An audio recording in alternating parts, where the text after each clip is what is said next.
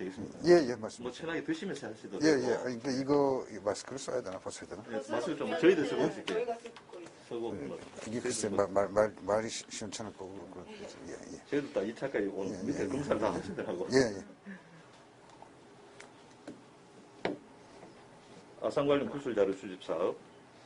오늘은 서울 아산병원 이정신 전 원장님 모시고 인터뷰를 진행하도록 하겠습니다. 오늘 날짜는 2021년 12월 3일 오후 2시입니다.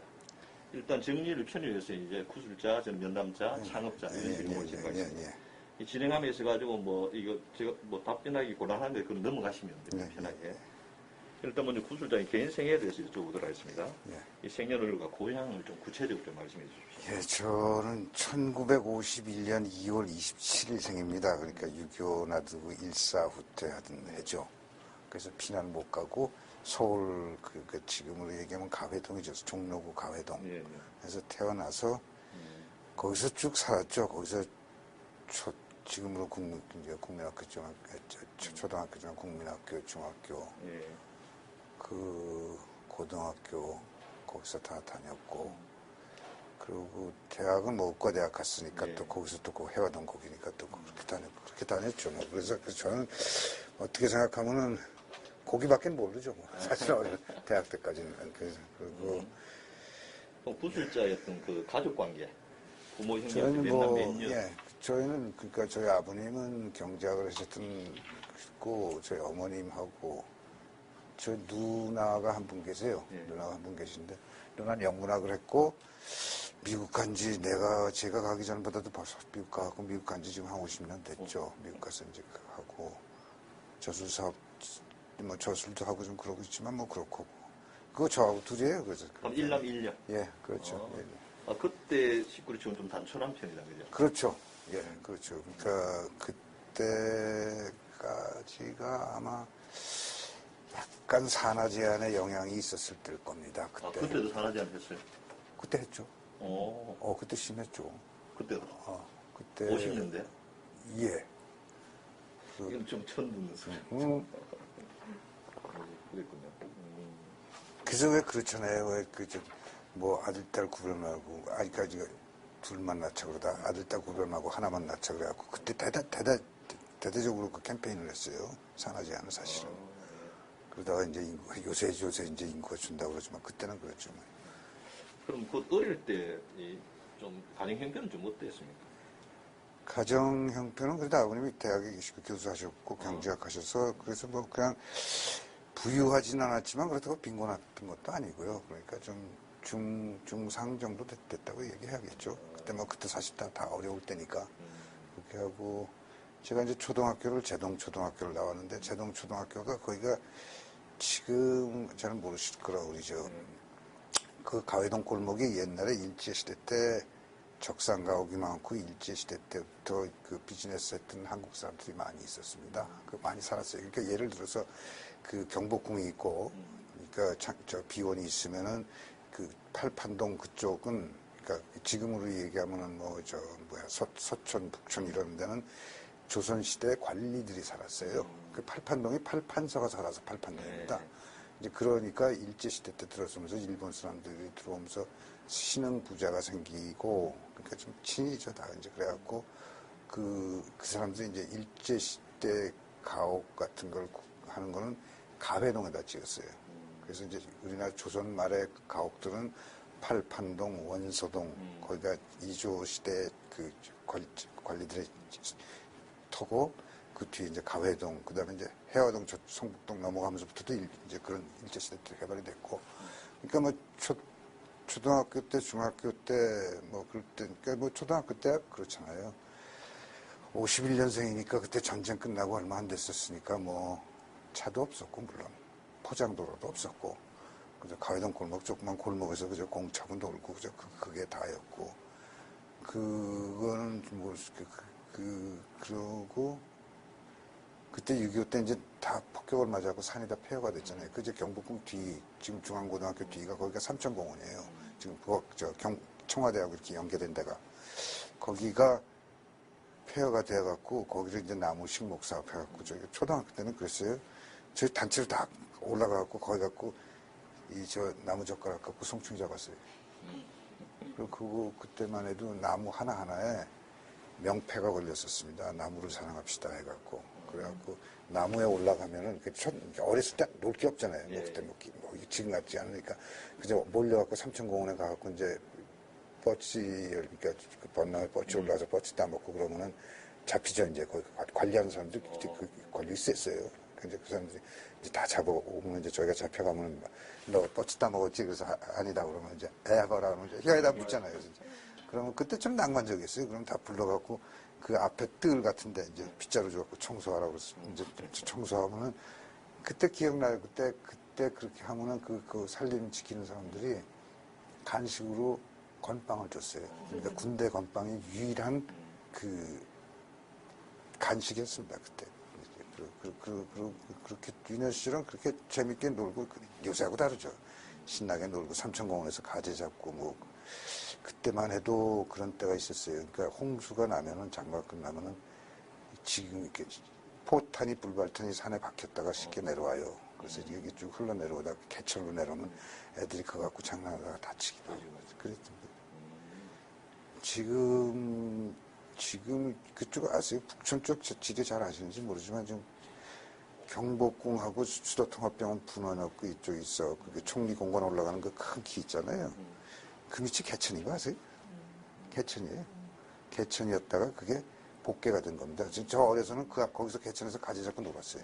초등학교 때는. 근데 그래서 뭐 그런 시절을 보냈고 중학교는 제가 그때만 해도 뭐 대학 예비고사 중학교도 시험 보고 들어갔잖아요. 그래서 예비고사 생겨갖고 시험 보고 들어서 저는 경기도 운 좋게 뭐 제동에서 경기중학교, 경기고등학교 나왔으니까 뭐 걸어서 학교 다 다녔고 그러다가 대학은 이제 가니까 영건동이니까요.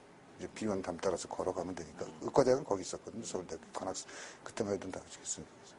그래서 뭐 학창 시절에 그렇게 특별하게 뭐 그런 그냥 이게 주변에서 그냥 주변에서 왔던 근데 이제 그거는 한 가지 뭐가 기억에 남냐 하면은 저도 정치나 이런 거 전혀 모를 텐데 제가 살던 그 가회동에서 이렇게 넘어가면 삼청동이 있고 삼청동에서 이렇게 내려가서 보면 저쪽으로 그때는 경무대죠. 이박사 계실 때. 그리고 그 앞에 이제 지금 총리공관 자리가 국회의원 관사였어요. 일제시대 때 그저 법에서 있습니다. 그런데 여기 이렇게 지금으로 얘기하면 경복궁을 타고 청와대로 넘어가는 이 언덕길이 있습니다. 나는 이제 어려서 이쪽 산이죠. 이렇게 멀리서 보이는데. 근데 그때 4.19 때 고등학교 교복 입은 학생들이 이렇게 데모에서 올라가면 위에서 총을 쏴서 쓰러지는 걸 봤어요. 그래서 굉장히 쇼킹했어요. 굉장히 쇼킹했고. 그래서 아마 그 시절에 그래서 첫 학생 데모가 시작한 게 그게 제가 고등학교 때쯤 돼서 한일회담 때일 겁니다. 그게 한일회담 데모 시작해갖고 뭐 대학 다니면서 비록 의과대학이라 하더라도 매데모였죠. 그러다 뭐 유신 제일 극렬했던 게 유신이었죠. 뭐 제일 컸지. 그리고 지금 독특하게 참 5.18은 제가 미국에 있어서 몰라요. 근데 저는 그 당시에 그 후반부를 아는 게 제가 그러니까 학생 데모하면 휴교하고 그러니까 맨날 그거에 연속이고 이랬다 저랬다 그러지만 이제 의과대학은 뭐 방법 없습니다. 그러면 이제 방학이 없어지고 또 가서 이제 또 해갖고 또 시험 보고 맨날 이제 그렇게 살았는데 유신 때는 다르대요. 유신 때는 아무리 그때는 그랬어요. 그 미라보다리라고 물리대하고 의과대학 사이에 강이 있는데 지금 복귀했잖아요. 거기 다리가 하나 있습니다. 학교로 진입하는 다리. 그러면 이쪽에서 막 해화동, 이화동에서 막 데모하다 서울 법대 애들이랑 같이 섞여서 물리대 애들이랑 데모하다가 다리를 건너가면은 거기는 따라오지 않았어요. 그래서 이제 그러면 갔다가 점심때쯤 되면 이제 다 서로 이제 자기네도 도시락 먹고 우리도 도시락 먹고 그리고 나와서 그 다리에서 만나갖고 서로 담배 주면서 서로 피우고 그러다가 또 때 되면 또 데모하고 뭐 이 정도였는데 그 룰이 깨진 게 유신이에요. 유신 때 처음으로 군대가 서울대학교 물리과대학 운동장에다 연병장 같이 그냥 천막을 치더라고요. 그래서 그때 굉장히 쇼킹한 얘기였어요. 그때 박통 그 군부 시절에도 고대도 그렇고 대학문 안에는 안 들어왔었어요. 유신 전까지는. 대학문까지는 안 들어왔는데 그 해가 처음 유신이면서 들어왔죠. 그래서 그가 이제 했고. 그러셨군요. 그래서 뭐 제대하고 저는 뭐 여러 가지 생각도 있고 그래갖고 뭐 딴 거보다도 뭐 특별히 미국에 연고가 있는 것도 아니고 그렇지만 하여튼 의학이라는 게 이게 뭐 우리나라 의학이 100여 년 전에 미국에서 들어왔고 우리나라 의료가 굉장히 열악했습니다. 열악했는데 그때 제가 아시는 동아일보의 신상초 주필이 계셨어요. 신상초 주필이 저희 아버님하고 친구분이신데 그래서 하루는 저희 집에 와서 이렇게 대학 때 아버님이랑 같이 저녁 자리에 있는데 저 대학 갔으니까 와보라고 그래서 와서 이제 술 따라주면서 술 한잔 먹고 그랬더니 넌 어떻게 하려고 그러냐 그래서 뭐 이만저만 했더니 그분이 그렇게 나이 들어서 젊어서 세상을 봐야 된다. 당신은 일본 유학 가셨죠, 진짜 신상초 씨는. 그래서 그 동아일보 주필로 하여튼 그분이 지금의 주필 정도의 이 필다 그거하고는 차원이 다릅니다. 굉장히 힘이 있었어요. 영향력도 있었고 그분 이제 뭐 좀 일찍 들어가셨는데 그게 영향이 있었는지 그래서 전 대학 졸업하면서 그냥 일단 군대를 가야 미국을 가니까요. 그래서 76년도에 졸업하고 군대를 가서 제가 79년에 제대했는데 그때가 부마 사태 날 때예요. 그래서 그때 분위기가 심상치 않은 걸 알았죠. 그때 좀 군부 내에서도 그러다가 이게 뭐 정치적 얘기가 자꾸 나오는데 저는 그러다가 79년 4월에 제대해서 9월인가 10월에 미국을 갔는데 제가 그 12.12 사태 난 거를 미국의 그 볼티모어에 갔는데 볼티모어 선이라고 우리나라 동아일보 조선일보 같은 신문이 있습니다. 제가 이렇게 길거리 지나가다 보니까 눈에 글자가 보이는데 영어가 아니고 한글이에요. 그래서 돌아서서 보니까 볼티모어 선이라는 그 볼티모어에서 제일 유명한 일간지인데 거기 첫 편에 이제 12.12 사태 그 시에랑 그 얘기가 나오대. 그래서 전 미국에서 그렇게 알았죠. 그래서 저는 평상적으로 우리 그때는 뭐 대학 다니는데 대개는 막걸리 마시고 정치 얘기하고 데모하고 그다음에 또 시험 때 되면 또 시험 치고 근데 의과대 학생들은 그래요. 뭐 특별한 거 없습니다. 그래야 기껏해서 뭐 한다는 게 그때 저희 한다는 게 그거죠. 뭐 산에 가는 거 그룹 지어갖고 장비도 허술하고 그런데 그냥 텐트 같은 건 미국 가서 지리산 그래서 제가 일생에 처음 지리산 종주를 해봤는데 그때가 유신 나던 해였어요. 그러니까 유신 나던 해 어느 날 아침에 학교가 딱 닫아버리니까 여럿이 한 7-8명이 그러지 말고 그러면 지리산이나 가자 그래갖고 다 배낭도 아니죠. 다 이렇게 싸갖고 서울역에서 기차를 타면 그때 구례역에 석탄 기차인데요. 구례역에 언제 떨어지냐면 밤에 타면 아침에 떨어져요. 그래서 그 구례에서 올라가서 구례에서 화엄사에서 노고단까지 올라가는데 하루입니다. 지고 올라가는데 지금은 다 차가 있다고 그래서 나 가보지는 않았는데 그래서 그렇게 해서 쭉 지리산 종주를 했던 게 유신 나던 날 그 추억이 있죠. 그 정도 뭐 그렇게 지냈죠. 예. 뭐 지금 이제 어떻든 형식적으로 이제 퇴직하고 또 일을 하고 계십니다만은 뭐 건강 관리나 취미 활동 꾸준하게 하고 있는 것. 예, 뭐 특별히 공부하는 거는 좀 쉽잖아요. 공부하는 거 쉽고 그러니까 이게 책 보고 공부하는 거는 굉장히 의학뿐만이 아니라 딴 것도 많이 했고 운동을 따로는 좀 제가 미국 가서 있을 때 고생을 해서 그런지 미국 가서 제가 79년에 와서 89년에 와서 10년 있었는데 그때는 뭐 운동도 없었고 취미생활도 없었어요. 그때는 미국 가고 그러니까 수련, 그러니까 인턴 레지던트 뭐 이런 여기 수련이 과정 있잖아요. 서울에서도 수련이가 힘들다고 그러잖아요. 그러니 뭐 여기서 대학 나와서 뭐 아는 것도 없지, 말도 서투르지, 뭐 문화도 서툰데 그게 가서 적응해서 살려니까 되겠어요. 10년 그냥 생존이었죠, 생존. 근데 다행히도 제가 때마다 좋은 선생님을 만났어요. 미국에서도, 서울서도 그렇고, 미국에서도 그렇고. 저는 참 그거 하기 선생님 복이 많아요. 그래서 좋은 선생님들 만나서 많은 지도도 받았고 도움도 받았고 그렇게 해서 여기까지 왔죠. 그럼 물론 이제 뭐 이게 뭐 지금도 현역이시지만은 주로 혈액종양내과에 됐던 지금은 또 그 일은 계속 하고 있습니까? 좀 약간 아니죠. 지금은 그러니까 하시는 일.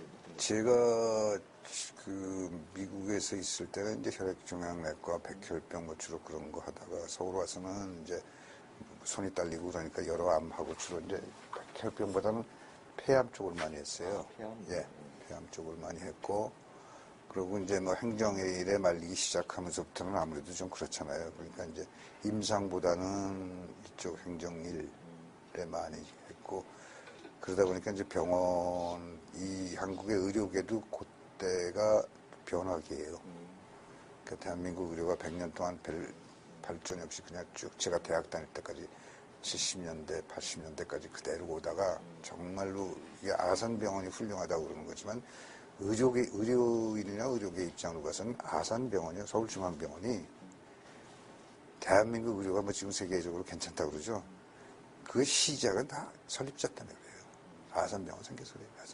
이 병원 하나 생기는 바람에 대한민국 의료가 토탈리 뒤집어졌습니다. 그전에는 그렇지 않았어요. 그전에는 뭐 서울대학 가면 환자는 다 뭐 젊은 교수가 뭐 늙은 할아버지한테 다 반말이고 다 그랬죠. 뭐 그 시해고 뭐 그렇지. 이게 항상 의사는 갑이고 병원은 갑이고 환자는 을인데 이 병원이 들어서면서 드디어 병원이 존재하는 이유는 환자 때문에 있다는 거가 처음 시작이 됐습니다. 그게 다르죠. 그럼 이제 대학을 졸업하고 미국 유학을 가셨는데 그럼 이제 미국 계시다가 이제 한국으로 들어오게 됐잖아요. 뭐 들어오게 된 계기는 뭐 때문에 들어오게 됐습니까? 이렇게 의료계는 잘 아시는지 모르지만 의료계도 이게 좀 마피아 같습니다. 그래갖고 이제 이 의료계의 태두가 계세요. 초대 원장을 하셨던 이문호 원장님이라는 분이 계신데 그분 황해도 해주 분인데 그 양반이 서울대학교 교수하시고 그랬는데 그 양반은 뭐든지 그분의 말은 법이에요. 뭐 이런 식으로 이게 그렇게 도제가 그렇게 돼 있어요. 그러니까 이제 의학이라는 게 선배가 사람의 목숨과 생명이 왔다 갔다 하는 순간들의 결정을 해야 되기 때문에 그렇게 배운 거는 윗사람이 하는 얘기는 그거는 뭐 토를 달 수가 없고 그냥 따라야 됩니다. 문제 하여튼 그런 특히 칼잡이들은 외과에서 이제 수술장에서 혈관이 딱 수술하다 혈관을 잘못 딱 잘랐다 그러면 그 순간에 어떻게 조치해야 된다는 거 그거는 뭐 배워서는 지식이 아니거든요. 뭐 이런 식으로 했기 때문에 그 사람들은 이제 의료계는 그런데 제가 미국에서 잘했어요. 미국 가고 레지던트 펠로우 하면서 그때 그 해 펠로우라 그래서 지금 사실 제일 힘든 MD 앤더슨에서 펠로우 하고 그때 거기서 최우수상 받고 오기 전에는 유니버시티 펜실베니아 유펜의 조교수 발령을 받았었어요. 제가. 근데 이제 이 병원이 설립이 될 때 이문호 원장님하고 초대 원장님, 민병철 원장님이 그때는 타이틀이 연구소장이었어요. 이대 원장 하셨던 분. 그리고 민병근 선생님이라고 계세요. 민병근 선생님이라는 분은 다 서울대학 다 대선배시고 연배는 이문호 선생님만 좀 뜨고 두 선생님은 비슷한데 그 민 선생님은 제가 알기로 이게 확인된 건 아니기 때문에 이거는 뭐 이게 팩트는 아니네요. 제가 아마 중대 이명신 씨하고 좀 인적 관계가 되는 것 같아요. 이거는 그냥 참고로만 하세요. 근데 이게 왜 그런가 하면 그래서 그분이 어떤 경험을 했었냐면 대한민국 최연소 의과대학 학장을 하십니다. 군사정권 때. 그리고 그 중앙대학교 의과대학을 신설을 나이 40에 했어요. 그분이.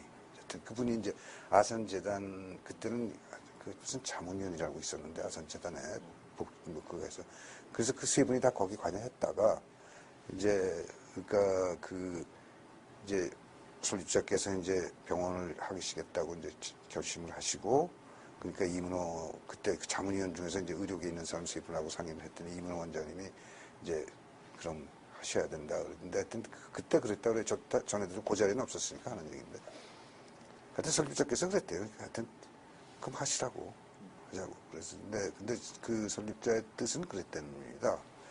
이제 그 이전에 의과대학 우리 서울중앙병원 생기기 전에 이제 지방의 병원을 지었잖아요. 그랬더니 이게 지방병원은 그때는 길도 나쁘고 그러니까 오지도 못하고 그러니까 이제 거기서 어떻게든지 해결하려고 그래서 병원을 짓다 보니까 그 사이에 이제 고속도로는 길이 좋아졌잖아요. 그래갖고 이 사람들이 거기서 못하는 걸 갖다 좀 빼서 좀 더 큰 병원에서 더 좋은데 해봐야겠다고 그러는데 뭐 서울에 병원이 없었잖아요. 그때 오지에만 병원을 짓지. 그런 취지로 서울중앙병원을 지셨대요. 그렇게 하면서 이제 그 세 분이 아니라 민병철 선생님하고 초대관전의 이문호 선생님 두 분이 미국을 순회 공연을 하십니다. 그러니까 한국 사람으로서 의사로서 미국에 가고 대학에 있거나 뭐 이렇게 쭉 가서 10년, 30년 이렇게 근무했던 분들을 갖다 쭉 만나서 이제 설득을 하는 거죠. 근데 사실은 이게 그분들은 다 거기서 저만 해도 벌써 거기서 대학교에서 딱 자리 잡고 뭐 연구비도 있고 뭐 그때 저는 그때 결혼해서 결혼도 늦어갖고 애가 1살인가 그랬으니까 그런데 그러니까 다들 이제 흔들릴 수가 그러니까 움직일 수가 없는데 저보다 한 10년 내지 15년 선배 되시는 분들은 애들을 다 대학을 보냈어요. 그러니까 이제 좀 조금 자유로웠던 게 이분들이. 그래갖고 그때 그 두 분이 전국을 이제 미국 전역을 돌면서 그래갖고 제가 처음에 만났던 때가 신시내티에서 이렇게 막 오라고 그러니까 뭐 저희는 그래요 그냥 미국인데도 저는 이제 제자죠 학생 때 배웠으니까 어느 날 밤에 집에 전화가 왔어요. 그때 뭐 핸드폰도 없을 때니까 그러니까 딱 그러세요. 이 선생 자넨가? 이군 자넨가? 그래서 예 접니다. 그랬더니 목소리 들으니까 눈에 귀에 익어요. 그랬더니 나 이문호인데 예 선생님 웬일이십니까 이 밤중에 그랬더니 나 지금 신시내티 와 있는데 내가 그 뉴욕으로 갈지 여기 있을지 모르니까 좀 만나야겠으니까 오라고 끝이에요. 그러고선 자기 무슨 호텔에 계시다는 그 얘기를 끝이에요 그냥.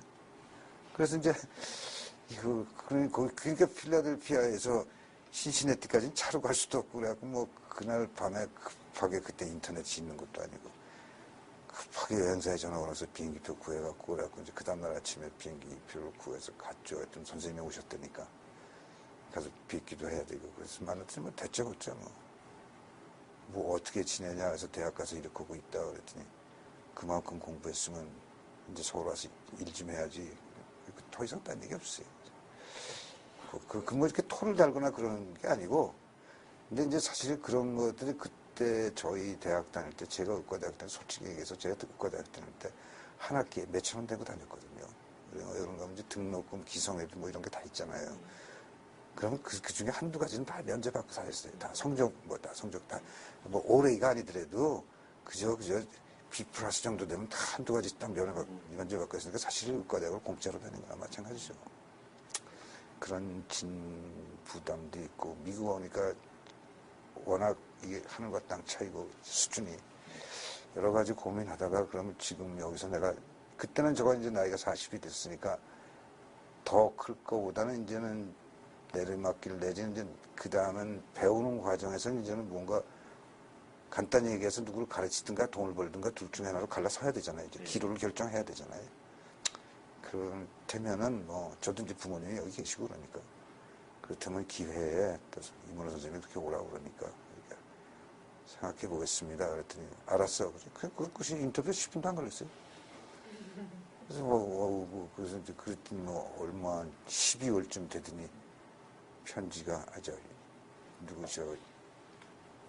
통해서 연락이 왔는데 캘거리에 가라 그래서 캘거리 가서 한 달 있었고 하여튼 뭐 그런 사연인데 의과대학 때문에 이제 그래서 서울에 오게 됐죠. 그러니까 두 가지죠. 그러니까 제가 거기서 공부하고 수련 받고 나서 이제 저로서도 커리어를 이제 결정해야 할 때 미국에서 계속 있을 거냐 서울에 있을 거냐 그렇게 맞았어요. 저는 또 그렇게 해갖고 제일 중요한 건 창업자의 뜻은 잘 몰랐고 그때만 해도 근데 하여튼 이문호 원장님하고 민병철 대선배 그분들 제가 학교 때 굉장히 존경했던 두 분인데 그 두 분이 미국까지 와서 너가 지금 그때는 백혈병 골수식 못할 때거든요. 여기서 그러니까 그걸 서울서 해야지 여기서 그렇고 있으면 어떡하냐 그래갖고 그래서 오게 됐죠. 그럼 이제 미국 병원 분위기에 익숙해 있다가 여기 이제 시작하는 병원이잖아요. 네. 와보니까 병원 분위기 좀 어땠습니까? 병원을 새로 하는 거는 고치는 것보다 훨씬 쉽습니다. 제가 만약에 서울대학에 갔다면 절대로 이렇게 제가 하고 싶은 일을 못했어요. 절대로 못해요, 이건. 왜냐면 다 있으니까. 우리는 지금, 그래서 제가 시작했는데, 여기는 시작을 했으니까, 새로 어떻게 하면은 그게 룰이 되는데, 딴 데는, 서울대, 연대는 이미 룰이 다 정해져 있어요, 100년 동안. 그걸 어떻게 개인 한두 사람 내지는 한 20여 명이 미국에서 온 의사들이 바꿀 수가 있습니까? 뭐, 절대로 못 바꿔요.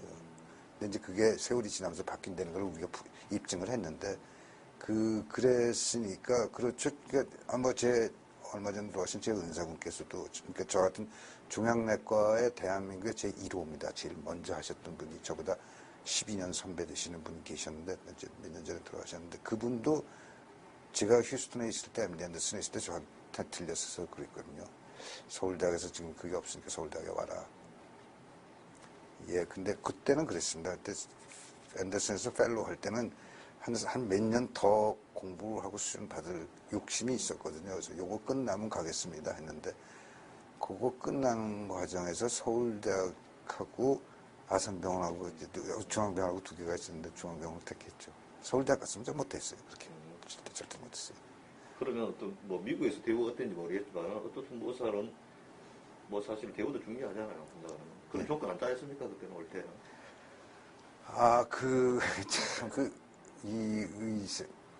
아직까지도 그 당시만 해도 의사들은 감히 스승한테, 미국식으로 하면 딱 계약서 쓰죠. 월급 얼마야, 프린지 베네핏 얼마야, 나 휴가 며칠, 이게 다 계약서 쓰죠. 네.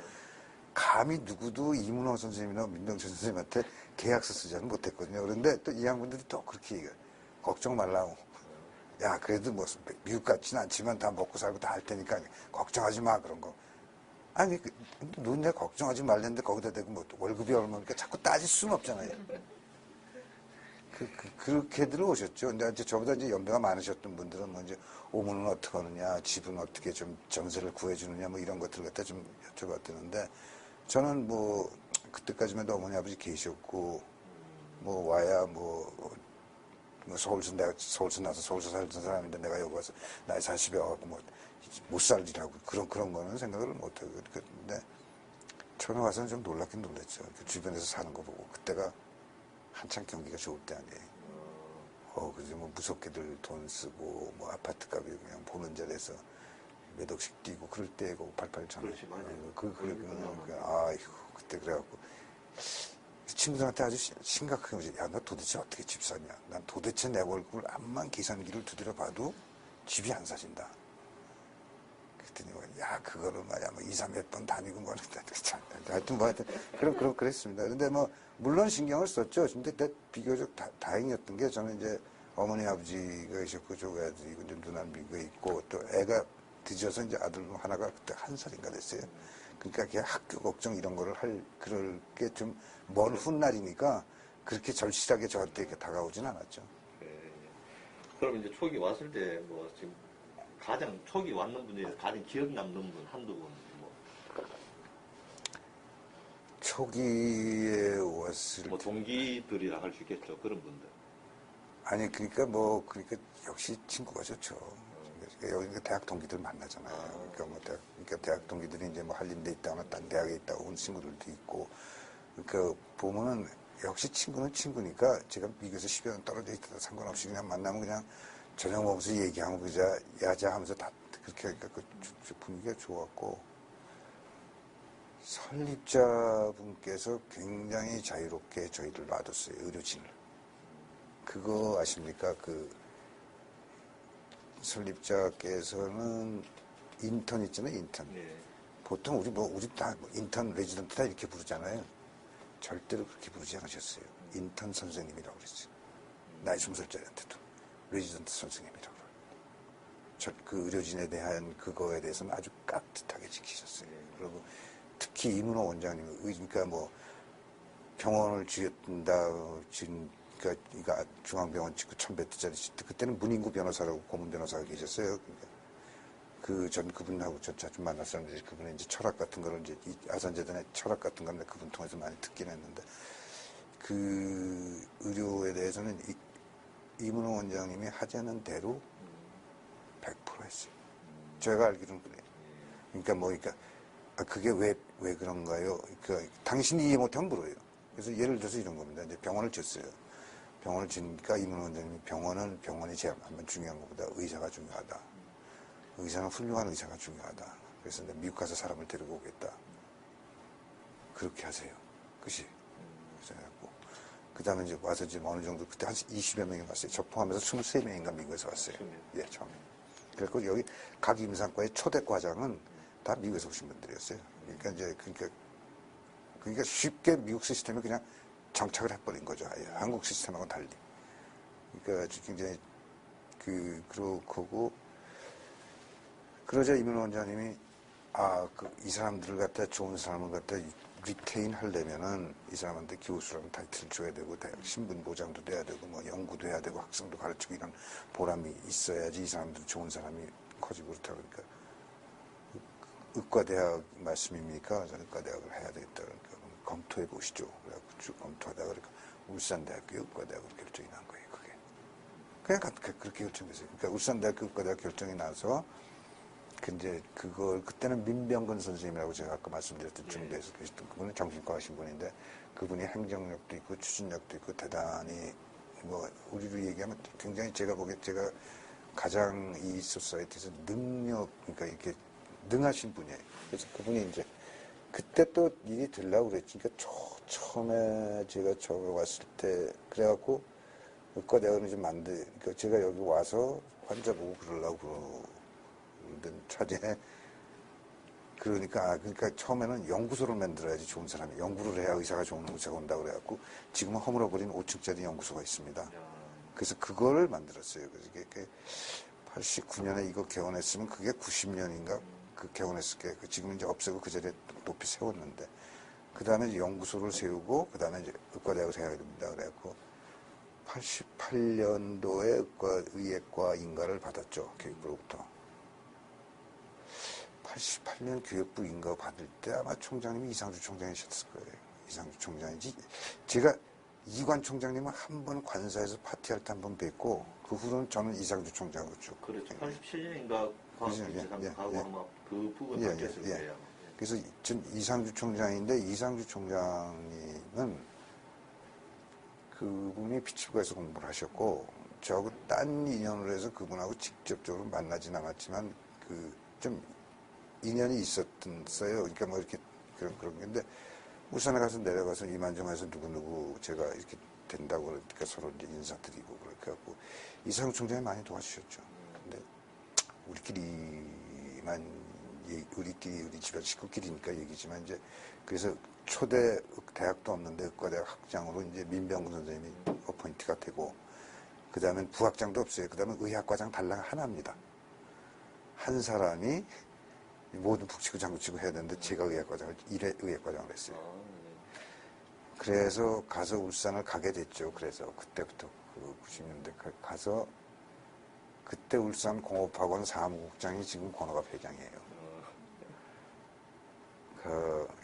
요거는 빼세요. 그냥 내가 그 분위기를 아주 이제 리얼하게 내가 전해드리려고 그러는데, 그때 울산대학교 본교의 분위기는 어땠냐 하면은, 그 울산대학교가 옛날에 영국 차관들에서 울산공대가 좋았잖아요. 그런데 이제 그게 포항공대 생기면서 조금 주춤할 때고 뭐 여러 가지 있는데, 의과대학에 들어온다는 게 좀 애증의 감정이 있었던 것 같아요.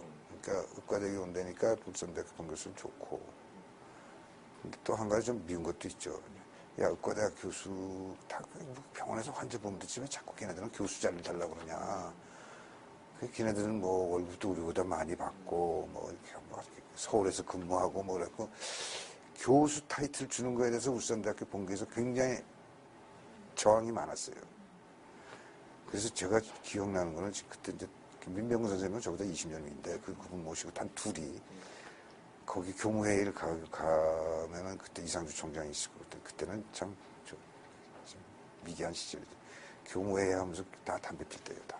다 기억이 많이 드는데, 교수협회 회장이란 분이 그러면 그 노인네가 여기 있다가 담배 피다가 이렇게 종이컵에다 담배 끄고 이렇게 일어나서 다시 한번 절하고, 그럼 교수 발령을 해주셔야겠다.